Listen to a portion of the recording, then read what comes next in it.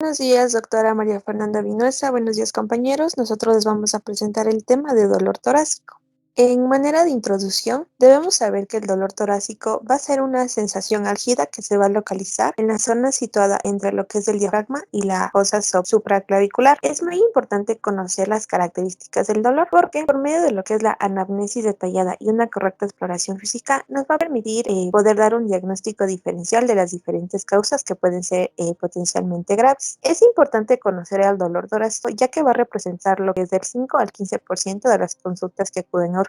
Al hablar de lo que es su etiología, en primer lugar vamos a tener el dolor de características osteomusculares que van a representar un 42,86%.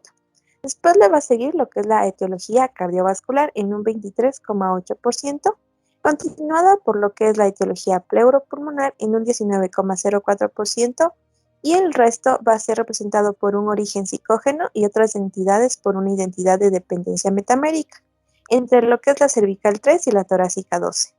Al hablar de la etiología, vamos a tener dos causas principales, las de causas cardíacas o cardiógeno o de las causas no cardíacas o no cardiogénicas. Al hablar de las causas cardiogénicas, vamos a tener dos tipos de dolor. Uno que va a ser isquémico, que está constituido por la cardiopatía isquémica, por un síndrome coronario tanto crónico, constituido por la angina estable, y un síndrome coronario agudo, constituido por una angina inestable y asociado, ¿no?, lo que es la elevación del ST. A lo que se refiere al dolor no isquémico, vamos a tener patologías como lo es la pericarditis, la miocarditis o síndromes aórticos. A lo que se refiere al dolor torácico de causa no cardíaca, vamos a tener dos tipos de dolores, gastrointestinal o no gastrointestinal. A lo que se refiere al dolor gastrointestinal, vamos a tener a la enfermedad por reflujo gastroesofágico y la enfermedad acidopéptica, como el espasmo esofágico y la esofagitis eosinofílica. A la hora de las causas no gastrointestinales, vamos a tener a la tromboembolia pulmonar, a la neumonía o al dolor pleurítico, a las enfermedades musculoesqueléticas, a las enfermedades dermatológicas y a las crisis de ansiedad. Entonces, primero vamos a hablar de lo que es el dolor de tipo coronario. Debemos tener en cuenta que vamos a tener lo que son factores de riesgo, como es el sexo masculino, como la edad en los hombres mayores a 45 años y las mujeres posmenopáusicas, antecedentes patológicos tanto personales como familiares de cardiopatía isquémica, y el dolor. El dolor se va a caracterizar porque su inicio va a ser de manera repentina y esta se puede dar en el reposo y durante el ejercicio. Al hablar de su provocación, en términos generales debemos saber que el dolor no va a mejorar ni va a empeorar con lo que es la respiración o la posición. En sí, el paciente nos va a referir que este dolor es como una presión, una pesadez o un apretón. A lo que se refiere su localización e irradiación, debemos saber que con mayor frecuencia se va a dar lo que es, se va a dirigir a lo que es al cuello, la mandíbula y el brazo izquierdo, y se va a localizar en una posición retroesternal.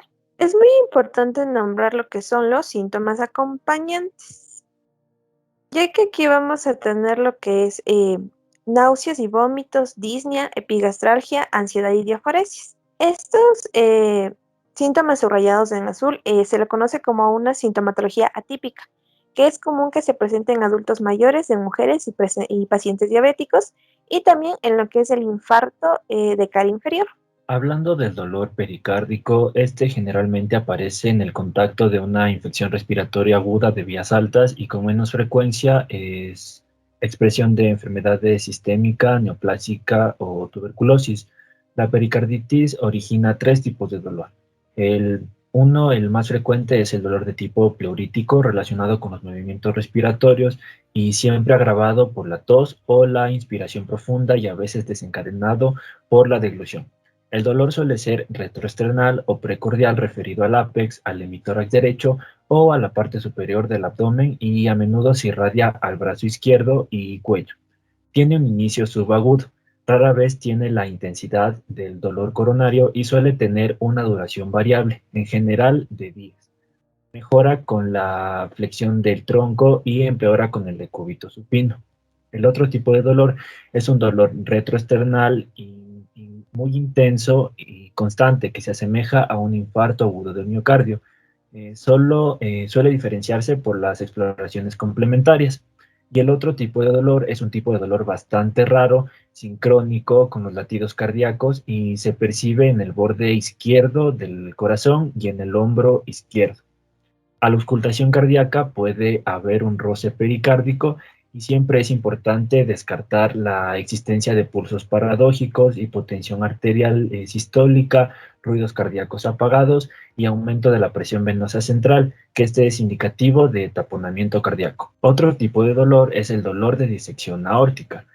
Se ha de sospechar esta patología en pacientes mayores de 40 años con antecedentes de hipertensión arterial de larga evolución, mujeres embarazadas o individuos con enfermedad de Marfan, entre cuyas anomalías se encuentra con frecuencia la dilatación de la aorta ascendente.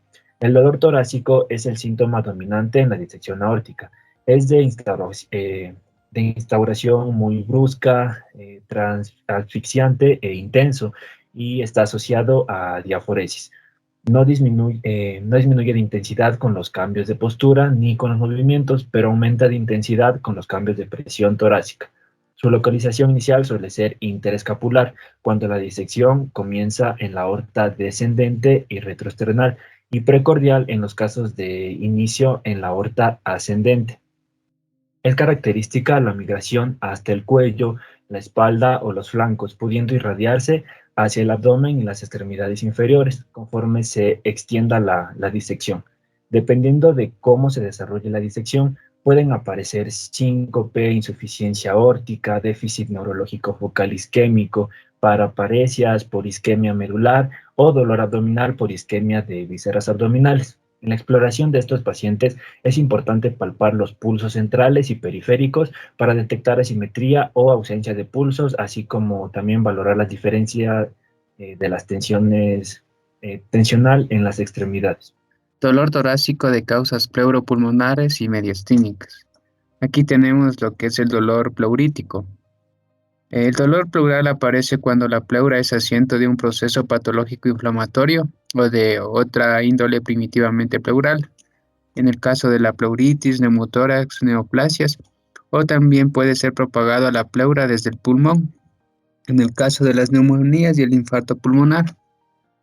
Eh, Tenemos que el dolor de tipo pleurítico suele ser punzante, de localización en punta de costado, a veces intermitente, se agrava con la respiración profunda, con la tos, el estornudo y a veces con el bostezo y la risa.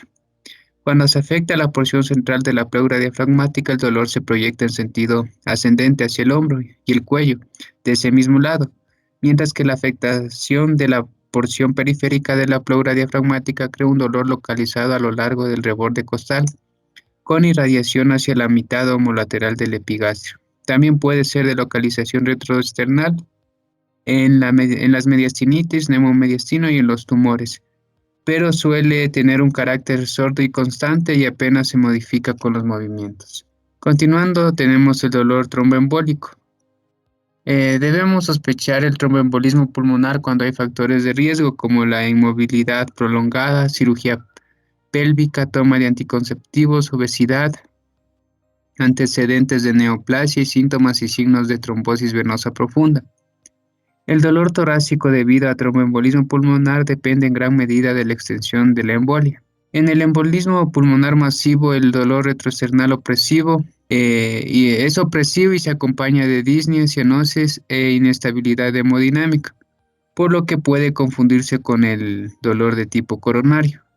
El 30% de los tromboembolismos pulmonar producen infarto pulmonar, el cual se manifiesta por dolor de tipo pleurítico por irradiación a la pleura. Tenemos también dentro de estos tipos de dolor el dolor por hipertensión pulmonar. Aquí tenemos que tanto la hipertensión pulmonar primaria y otras patologías que cursan con distensión de la arteria pulmonar, como es el caso del cor pulmonar, la estenosis mitral y el síndrome de Eisenmenger, se manifiestan con dolor torácico que los enfermos suelen referir como sensación de opresión o apretamiento en el tórax, pero que suelen acompañarse de disnea en el 60% de los casos, fatiga en el 75%, edemas en las extremidades inferiores, y en caso de hipertensión pulmonar primaria suele haber fenómeno de Raynaud en un 10% de los pacientes. Ya. A continuación tenemos lo que son los dolores de causa digestiva. Entre ellos tenemos lo que es el dolor esofágico.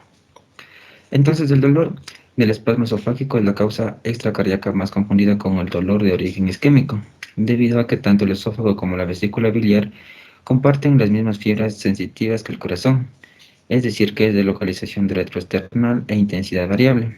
Este dolor se caracteriza por ser urente, con sensación de quemazón y a veces opresivo.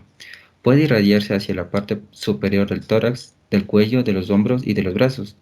Lo puede desencadenar la ingesta de alimentos ácidos, el alcohol, las bebidas frías, la deglución y el estrés psicológico en el momento de la ingesta. Cuando la causa del dolor es el reflujo gastroesofágico, la pirosis es un síntoma acompañante constante. Ya. A continuación tenemos el dolor de causa osteomuscular. Este es el tipo de dolor más frecuente a nivel torácico. Sus causas más frecuentes son la osteocondritis y la artrosis cérvico-dorsal. Suele ser de tipo punzante con frecuencia precordial y suele aumentar con los movimientos de la caja torácica y con la palpación sobre la zona afectada. Rara vez es intenso e incapacitante, mejorando con ciertas posturas, el calor, analgésicos y el reposo. En caso de fracturas costales, la historia clínica nos informará sobre los antecedentes de caída, lesión o traumatismos. A la palpación suele haber hipersensibilidad puntual con capitación de la zona enferma. Si el dolor es producido por metástasis en una vértebra torácica, la extensión del dolor suele ser más simétrica y bilateral, mientras que el dolor producido por un herpes zóster sigue de manera característica y recorrido de un nervio intercostal. También tenemos lo que es el dolor psicológico, o también conocido como funcional. Es una de las causas más frecuentes de dolor relacionado principalmente ya sea con la ansiedad o con la depresión. Suele ser de localización inframamaria, referido a menudo al hemotórax izquierdo, y puede simular cualquier perfil de los descritos. En general, originado por el nerviosismo, se acompaña de disnea e hiperventilación. No es raro que el dolor torácico se asocie a manifestaciones de inestabilidad vasomotora, como hipersecreción palmar, sofocaciones y taquicardia. Su intensidad y duración es variable, no limita la capacidad de ejercicio ni interrumpe el sueño. Ya. Otros tipos de dolor, bueno, estos básicamente corresponden menos del 1% de las causas restantes y pueden ser. Aquí tenemos la mastalgia, se da tanto en las niñas como en los niños. En las niñas postpuberales suele deberse a las lesiones quísticas. En edad puberal generalmente forma parte en ambos sexos del desarrollo normal. También tenemos lo que es el herpes zóster. Estas causas pueden manifestarse como dolor torácico eléctrico unilateral y distribuido sobre un dermatoma. Sin embargo, en ocasiones el dolor procede a las vesículas o existe dolor posterior como secuela sin tener lesiones activas. También tenemos lo que es la crisis de ansiedad. Es más frecuente de consulta en el servicio de urgencias. Se distingue por el dolor torácico external asociado con mareo o lipotimia, sensación inminente de muerte o asfixia. En algunas ocasiones se agregan náuseas o vómitos, parestesias en los miembros superiores, inferiores o en la cara. Los pacientes suelen tener palpitaciones, taquicardia y diaforesis. El diagnóstico es clínico y de exclusión. También tenemos el dolor relacionado con el sistema músculo-esquelético. Así tendremos lo que es la osteocondritis, en la cual es una inflamación del cartílago que conecta la costilla con el esternón. En algunas ocasiones puede acompañarse de edema, lo que llama el síndrome de Tietz.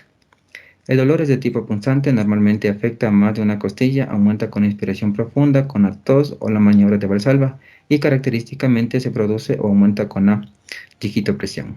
Ya, lo que refiere a lo que es la aproximación diagnóstica, el cual el objetivo principal es descartar una causa cardiovascular del dolor, que es además el motivo principal de preocupación del paciente y de la familia. En este de aquí, en la parte de anamnesis, nos va a describir las características del dolor. Su inicio-fin, cuando estos de aquí son bruscos y acompañados de palpitaciones, nos van a orientar hacia las taquicardias paroxísticas. La intensidad del dolor, cuando existen dolores muy intensos, van a orientar hacia una patología orgánica en general y cardíaca en particular.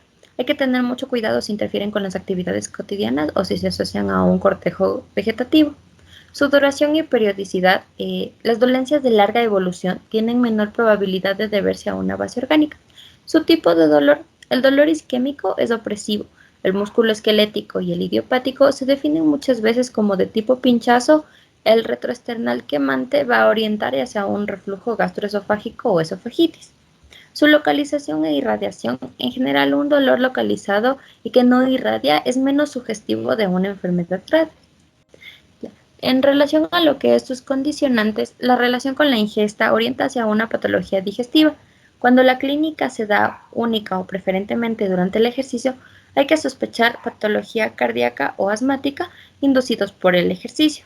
Se debe indagar sobre posibles traumatismos o ejercicio intenso en trastornos musculoesqueléticos, tos intensa o persistente en trastornos respiratorios, enfermedades de ingesta de drogas, en tal vez problemas de consumo, y el dolor nocturno que despierta al niño se va a orientar a la organicidad.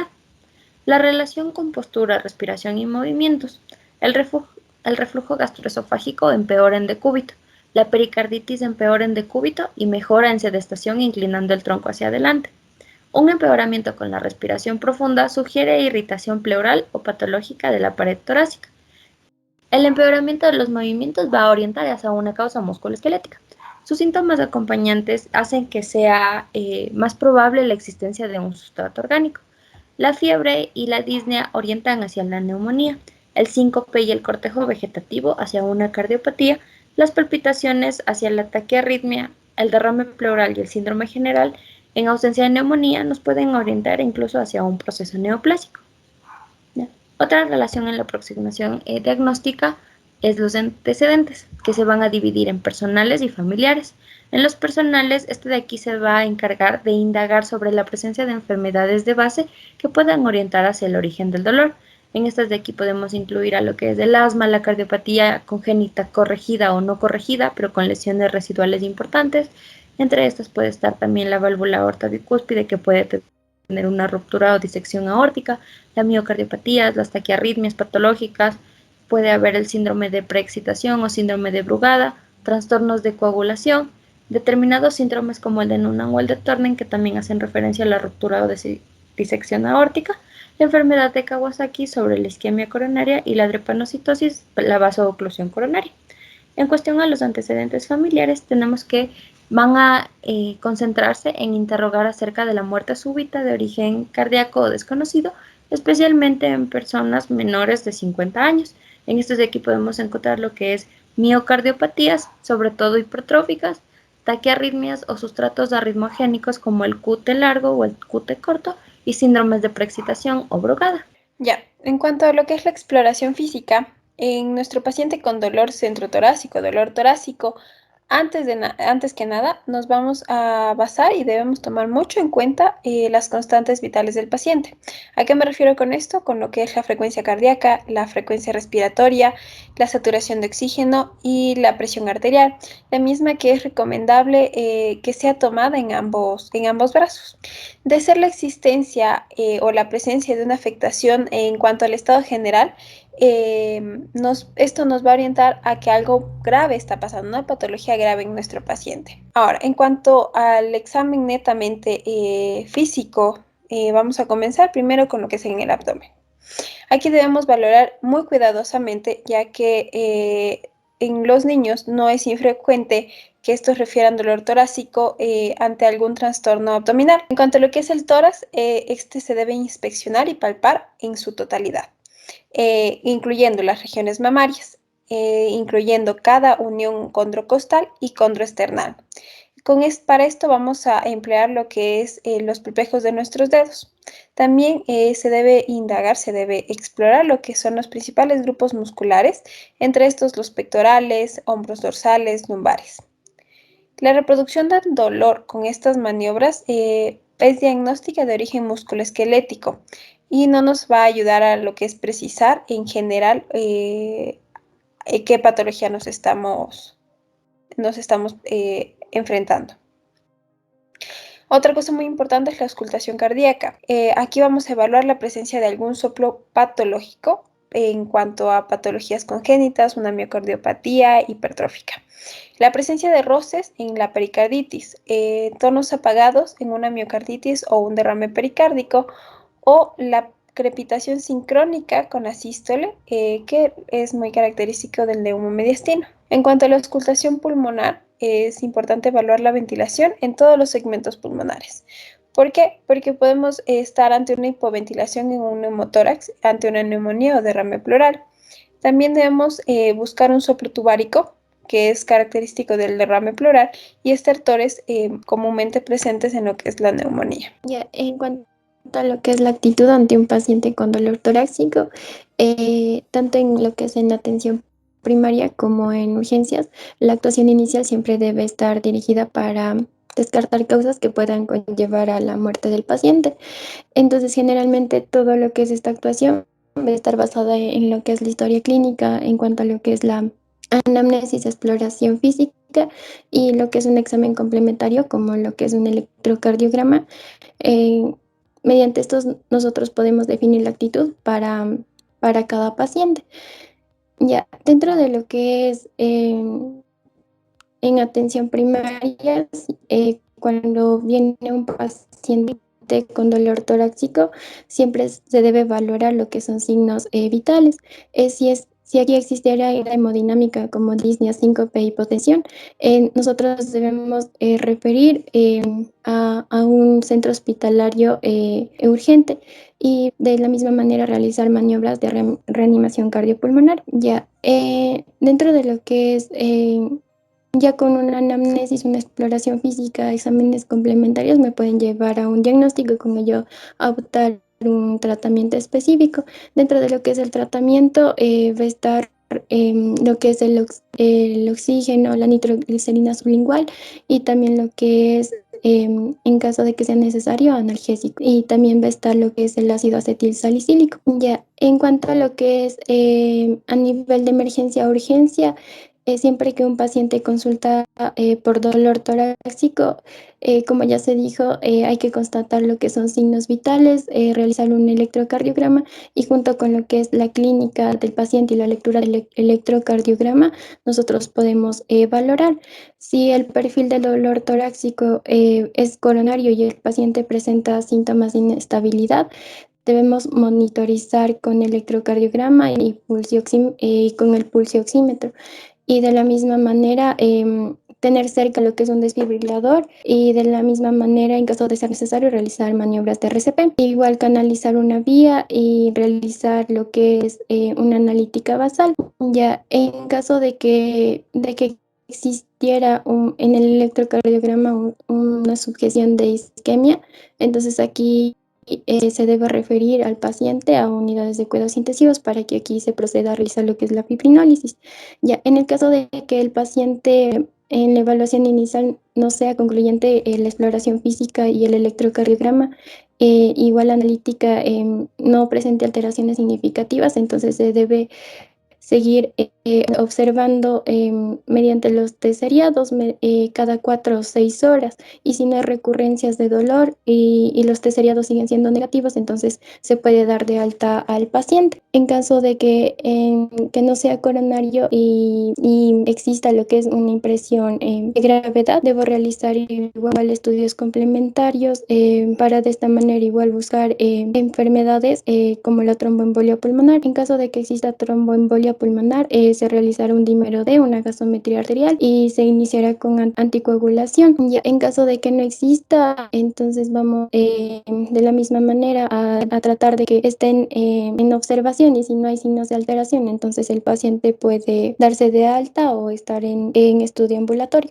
Muchas gracias, este ha sido nuestro tema y esperamos que sea de su ayuda.